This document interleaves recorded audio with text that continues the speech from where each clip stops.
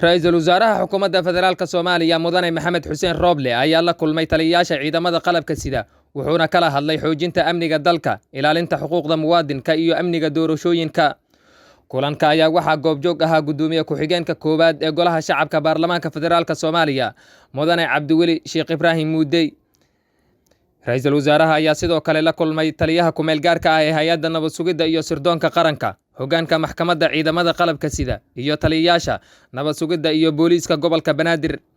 Ra'iisul Wasaaraha ayaa faray xeer ilaalinta iyo maxkamadda ciidamada qalabka sida in ay baaritaan rasmi ah oo degdeg ah ay ku sameeyaan kiiska Ikraan Tahliil Faarax. Afhayeenka Xukuumadda Federaalka Soomaaliya Maxamed Ibraahim Macalimow ayaa sharaxaad ka bixiyay kulanka dhex maray Ra'iisul Wasaaraha Xukuumadda Federaalka Soomaaliya iyo taliyayaasha ciidamada qalabka sida. Ra'iisul Wasaaraha Xukuumadda Jamhuuriyadda Federaalka Soomaaliya Maxamed Xuseen Rooble waxa uu kulan la qaatay taliyayaasha kala duwan ee ciidamada qalabka sida militariga, booliiska, asluubta iyo nabad sugidda. Waxaana Ra'iisul Wasaaruhu taliyayaashaasi uu la kulmay oo kala hadlay arrimaha sugidda amniga guud ahaan dalka iyo sidoo kale amniga doorashooyinka iyo sidii guud ahaanba loola dagaalami lahaa argagixisada maaragtay dhibaatada ku haysa dadka Soomaaliyeed loona foojignaan lahaa gaar ahaan xilligan kala guurka ah. Ra'iisul Wasaaraha Xukuumadda Jamhuuriyadda Federaalka Soomaaliya waxa uu furay saraakiisha iyo madaxda taliyayaashaasi uu la kulmay in ay feejignaan xoog la muujiyaan xilligan.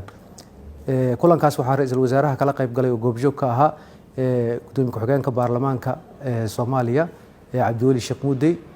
Kulankaasi uu la qaatay Ra'iisul Wasaaraha waxaa ka horreeyay kulan kale oo uu la qaatay taliyaha ku-meel gaarka ee cusub nabad sugidda Soomaaliya Jenaraal Bashiir Goobe. Waxaana uu kala hadlay runtii sidii hawshaasi u dardargelin lahaa hawsha loo xil saaray ugana soo bixi lahaa si ay mas'uuliyadda ku jirto. Waxa uu sidoo kale Ra'iisul Wasaaruhu la kulmay taliyayaasha ciidamada booliiska iyo nabad sugidda gobolka Banaadir. Waxaana sidoo kale Ra'iisul Wasaaruhu amar uu ku bixiyay uu siiyey xeer ilaalinta iyo maxkamadda ciidamada in ay dardargeliyaan baaritaanka kiiskii Ikraan Tahliil.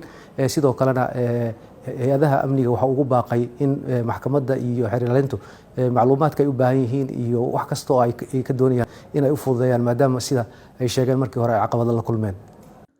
Cumar Maxamed, Hirshabelle TV, magaalada Muqdisho.